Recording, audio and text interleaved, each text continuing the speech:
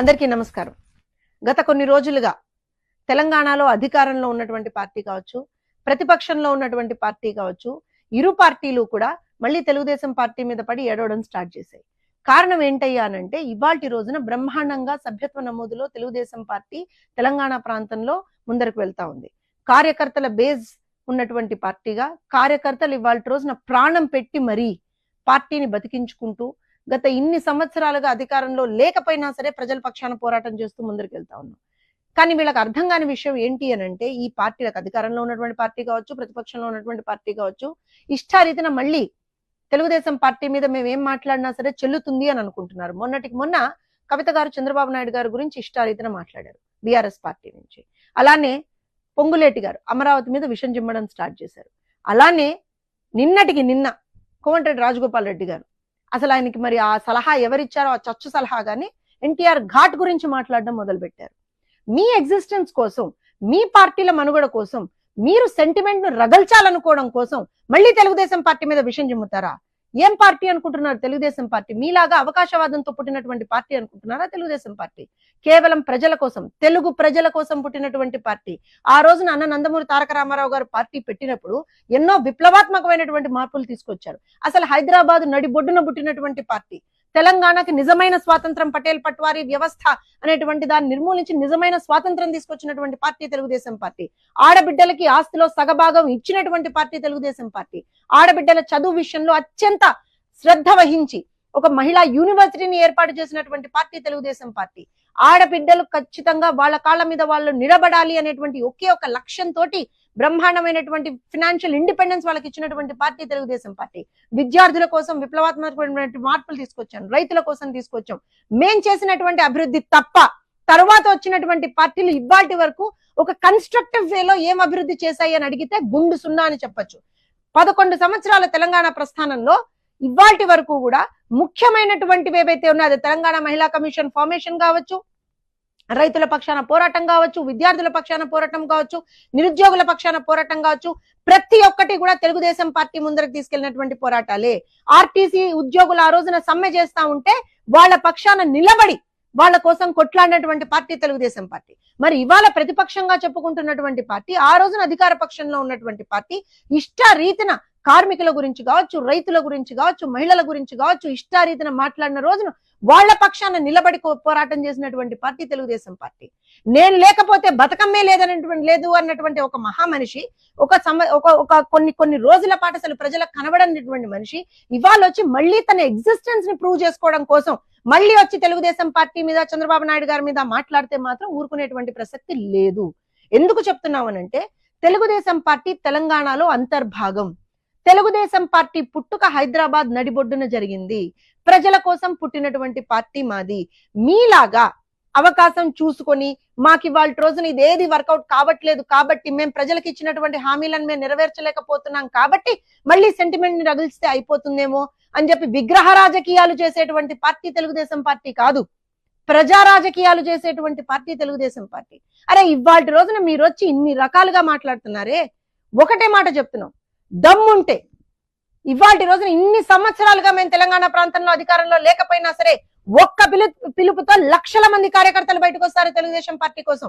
మీకుందా? మీ పార్టీకి ఉందా అంతా? అరే 10 సంవత్సరాలు అధికారంలో ఉన్నారు, ఒక్క సంవత్సరం అధికారంలో లేకుండా ప్రతిపక్షంలోకి వెళ్ళేటప్పటికి విచ్చలవిడితనంగా మాట్లాడుతున్నారు. 10 సంవత్సరాల అధికారంలో లేరు, ఇవాటి రోజున ఒక్క సంవత్సరం అధికారంలోకి వచ్చేటప్పటికి కాంగ్రెస్ వాళ్ళు విచ్చలవిడితనంగా అధికారం మదంతో ఊగిపోతున్నారు. రైతుల చేతులకు బేడీలు వేసినటువంటి చరిత్ర ఇరు పార్టీలది. ఇవాటి రోజున అటు టిఆర్ఎస్ కావచ్చు, ఇటు కాంగ్రెస్ కావచ్చు, ఇరు పార్టీలు కూడా రైతుల చేతులకు బేడీలు వేశారా లేదా? ఏం తమాషాలు ఆడుతున్నారా? మళ్ళీ వచ్చి వాళ్ళ రోజున ఒకటే చెప్తా ఉన్నాం, మీరు మంచి చేస్తే మంచి అంటాం, చెడు చేస్తే ఖచ్చితంగా గల్లా పట్టుకొని ప్రశ్నిస్తాం. అది తెలుగుదేశం పార్టీ కార్యకర్తలకు ఉన్నటువంటి బలం.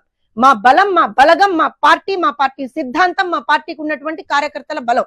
దాన్ని బేస్ చేసుకొని మాత్రమే మేము రాజకీయం చేస్తున్నాం. మీలాగా కుసంస్కారంతో, కుయుక్తులతోటి పక్క రాష్ట్రాల మీద పడి ఏడవడమో, పార్టీల మీద పడి ఏడవడమో చేయట్లేదు. అయినా ఇవాళ రోజు మీరు ఎవరి మీద పడి ఏడుస్తున్నారు?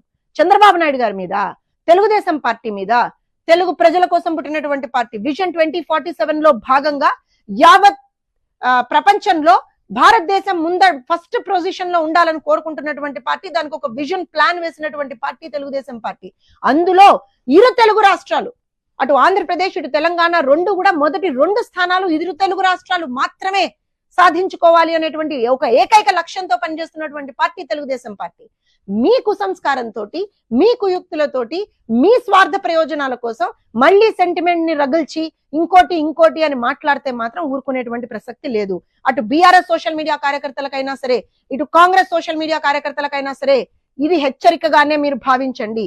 ఇష్ట రీతిన సోషల్ మీడియాలో కూడా మేము చూస్తా ఉన్నాము, ఇష్ట రీతిన ఏదైతే మీరు మా పార్టీ గురించి కావచ్చు, మా పార్టీ నేతల గురించి కావచ్చు, మా పార్టీ సోషల్ మీడియా కార్యకర్తల మీద కావచ్చు, మీరు ఏ రకంగా అయితే మాట్లాడుతున్నారో వదిలిపెట్టేటువంటి ప్రసక్తి లేదు. మీకు నిజంగా దమ్ము ధైర్యం ఉంటే, మీరు నిజంగా తెలంగాణకి ఏదో చేశారు అని అనుకుంటే, మీరేం అభివృద్ధి చేశారు, మేమేం అభివృద్ధి చేశాము, 20 సంవత్సరాల క్రితం మేము అధికారంలో ఉన్నా సరే తెలంగాణ ప్రాంతంలో ఇప్పటికీ ప్రజలు మమ్మల్ని గుర్తుపెట్టుకుంటున్నారు. మేము చేసినటువంటి అభివృద్ధి ఏంటో మీరు ఒక్కొక్కళ్ళు వెళ్ళి ఇళ్లకెళ్ళి అడగని చెప్తారు. మీరు చేసినటువంటి అభివృద్ధి ఏంటో అసలు సగం ప్రజలకే తెలియదు అసలు నిజంగా, ఎందుకంటే మీరు అభివృద్ధి చేశారో లేదో మీకే తెలియదు కాబట్టి. సో ఖచ్చితంగా ఒక విషయం చెప్తా ఉన్నాం, ఒళ్ళు దగ్గర పెట్టుకొని మాట్లాడండి. మా పార్టీ గురించి మాట్లాడే ముందర, మా నాయకుల గురించి మాట్లాడే ముందర, మా వ్యవస్థాపక అధ్యక్షుల గురించి మాట్లాడే ముందర, మా కార్యకర్తల గురించి మాట్లాడే ముందర ఒక క్షణం ఆలోచించండి. నోరు జారితే, మాట తూలితే వదిలే ప్రసక్తి లేదు.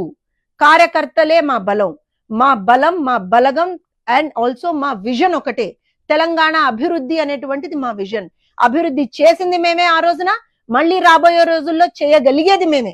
అందుకే తెలుగుదేశం పార్టీ అంటే ప్రజల్లో ఎనలేని మన్నన ఉంది. ప్రజలు ఇవాళ రోజున తెలుగుదేశం పార్టీ అంటే ఎంతో ఆదరిస్తారు. తెలుగుదేశం పార్టీ కార్యకర్తలుగా మా జెండా మా బలం, తెలుగుదేశం పార్టీ కార్యకర్తలుగా మా సిద్ధాంతం మా బలం.